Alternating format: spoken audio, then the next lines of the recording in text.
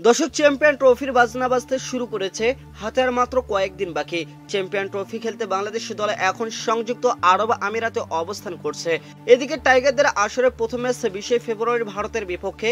এই মেগা আসরে মাঠে নামার আগে আলোচনায় বাংলাদেশের ব্যাটিং লাইনআপ। এবছর আইসিসি অন্যান্য টুর্নামেন্টের তুলনায় বাংলাদেশ দল চ্যাম্পিয়ন ট্রফিতে বড় কোনো পরিবর্তন বা পরীক্ষার দিকে যাচ্ছে না।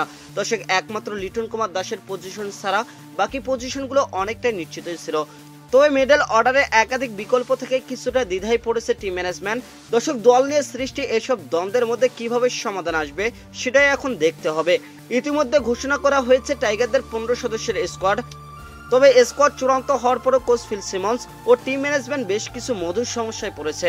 দর্শক, বিশেষ করে মিডল অর্ডারে কাকে খেলানো হবে আর কাকে রাখা হবে একাদশের বাইরে, এটাই এখন বড় প্রশ্ন হয়ে দাঁড় হয়েছে। এদিকে যে কোনো দলের জন্য 4 নম্বর পজিশনটা অনেক গুরুত্বপূর্ণ। এখান থেকে টপ অর্ডার এবং মিডল অর্ডার দুই জায়গাতেই সমন্বয় করতে হয়। দর্শক, দ্রুত উইকেট পড়ে গেলে নতুন বল মোকাবেলা করতে হয়, অনেক সময় ইনিংস গড়ার কাজও করতে হয়, এমনকি শেষের দিকেও ব্যাট করতে হতে পারে তাকে। তখন আবার শুরু থেকে আক্রমণাত্মক খেলতে হয়। বাংলাদেশের এই 4 নম্বর পজিশন নিয়ে এখনো চূড়ান্ত কোনো সিদ্ধান্ত হয়নি।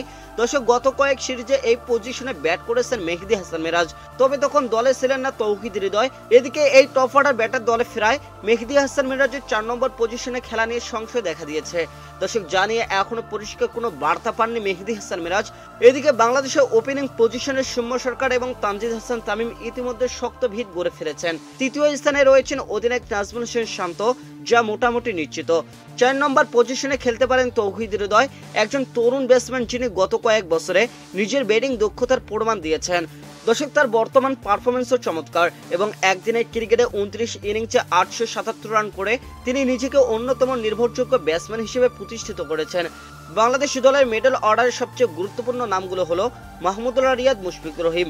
এই দুই অভিজ্ঞ ক্রিকেটারের ভূমিকা চ্যাম্পিয়ন ট্রফিতে অত্যন্ত গুরুত্বপূর্ণ। জানা যাচ্ছে তাদের মধ্যে একজন বা দুজন হয়তো এই টুর্নামেন্টের পরেই আন্তর্জাতিক ক্রিকেট থেকে বিদায় নিতে পারেন।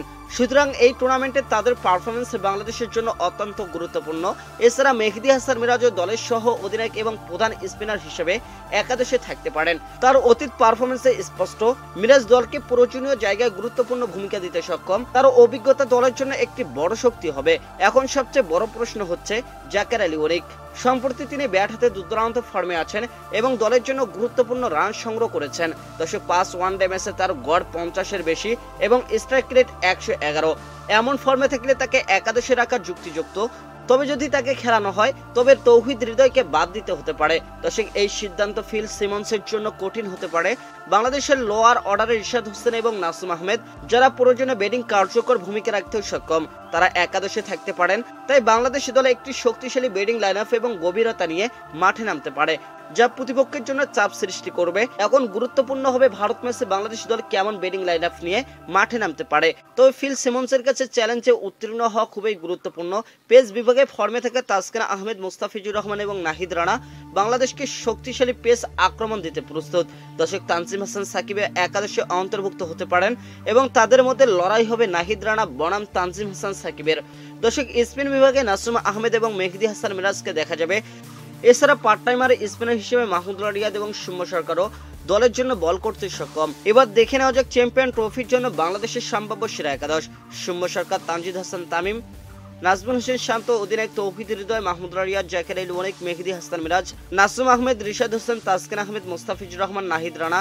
এই একাদশ যদি মাঠে নামে তবে বাংলাদেশ দল শক্তিশালী ব্যাটিং বোলিংয়ে পূর্ণ সমন্বয়ের সাথে প্রতিপক্ষের বিপক্ষে প্রতিদ্বন্দ্বিতা করবে।